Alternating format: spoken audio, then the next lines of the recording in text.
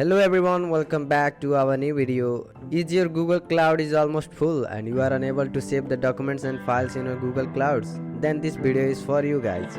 To manage the storage, you must clear all the cookies and caches from your Google account.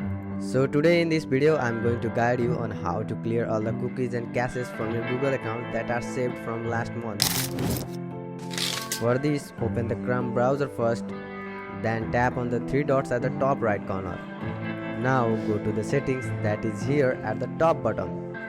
Then you will see the settings like autofill passwords, performance, privacy and security and many more. But here you need to do is to click on privacy and settings option. Then look for the option delete browsing data. Oh, it's over here.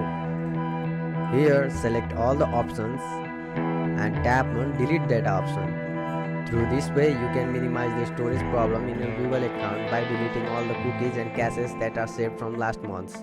So if this video helped you, then hit the like button and subscribe for more videos like these. Bye bye guys, see you all in the next video.